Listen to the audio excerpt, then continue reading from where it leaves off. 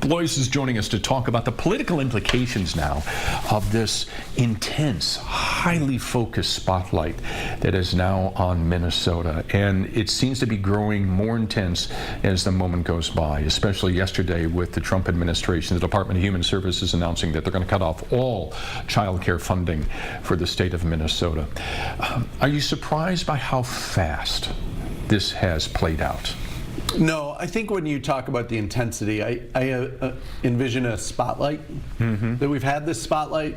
It's kind of been swarming, looking for stuff. Yeah. Every once in a while it catches something. I think right around Thanksgiving, the New York Times had a piece, the Star Tribune had another piece that kind of advanced the story, and you could feel the intensity of that spotlight. But I didn't sense that it was going to get this bright, this fast, even though those of us who have followed it, reported on it, covered it, thought that it was already pretty bright and going to be an issue. Right. And so one of the things that I think we owe ourselves and we owe the viewers and people who follow this is to separate the noise from the signal. What are the facts? What's the actual data versus this emotional reaction and the energy that it gets created by these viral videos. People from all over the country.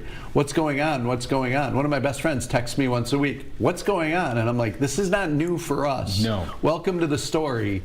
And we've been reporting on this at Fox 9 since 2013, by the way. Yeah. Jeff Ballion, with our Fox 9 investigators, did some outstanding journalism showing he was the first journalist in the Twin Cities to show the fraud that was taking place in daycares and how the legislature used his stories at that time to start funding fraud investigators within the Department of Human Services.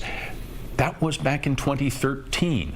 So this issue is not necessarily new to us. It is new to a national audience. Yes. Right? And the scope of it being new to a national audience. And look, let me also start out by saying there's fraud in every state in public programs.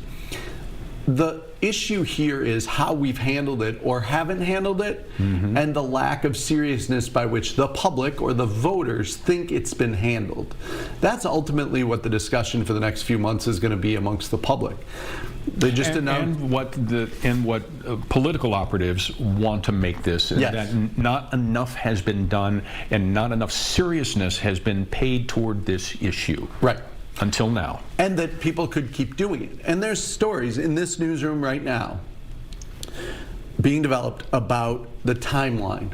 So one of the things that gets people frustrated in any type of investigation like this is the time it takes to complete an investigation, press the charges, go to trial. As you know, and our viewers should know, that can be years. Years. And because of that, people want, in this fast now, instant gratification world, they want consequences now, they want people guilty before the trial, all those things. But I think that's the next wave of stories is, why does it take 3 years to shut off funding? Or why didn't the state have the tools, which they've acknowledged they didn't have, to find fraud in one program and cut somebody off from a different program? Because that's one of the things that I think is offensive to people is somebody could be shut off from one program or one provider, and then they find a different doorway where they create or prop up another program. So let's talk about the viral videos themselves by YouTuber Nick Shirley, that those came out. And Lisa Damoth yesterday, our House Speaker, and announced Republican gubernatorial candidate, forgive me, that they had a heavy assist in directing Mr. Shirley to these various daycare centers. Brilliant campaign move, do you think? Look, each side is always looking for something to amplify something they want talked about. But it is clear that Republicans, because of the fraud committee that they have put up, it's the only committee that they have the chairmanship for solely, they had information, they had details, and to give it to someone. I also want to say that, you know, I can't remember how long that video was. I want to say over 30 minutes, right? Well, the way in which the narrative got played by Nick Shirley adds to the heat on the story.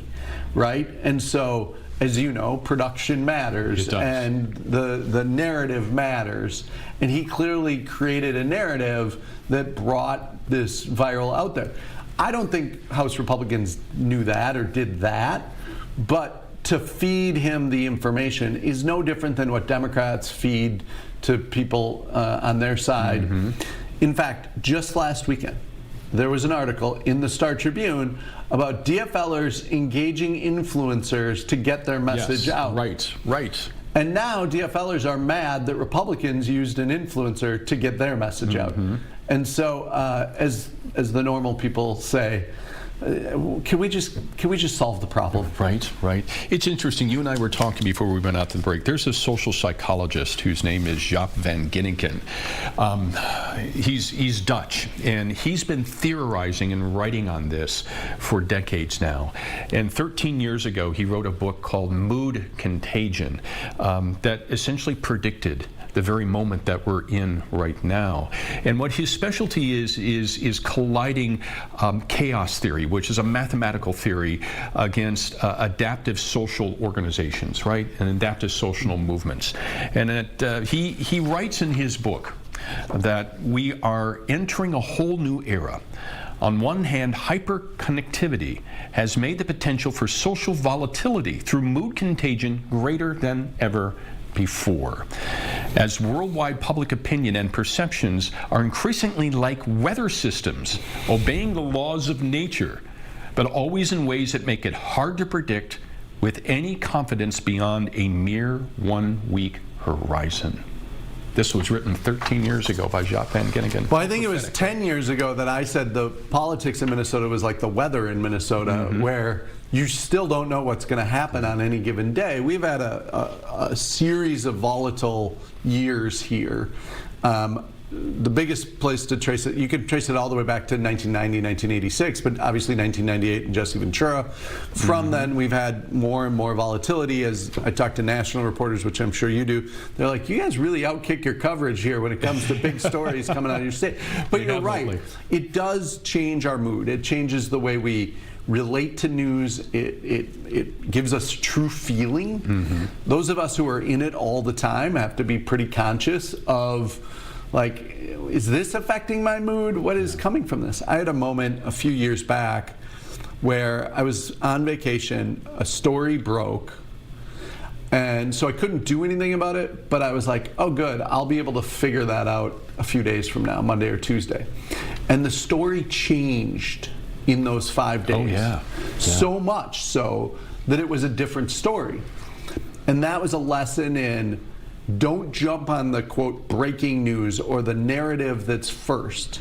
Wait and see how it plays out before you start opining or analyzing what it means. And I think that's good for our viewers, that's good for all of us.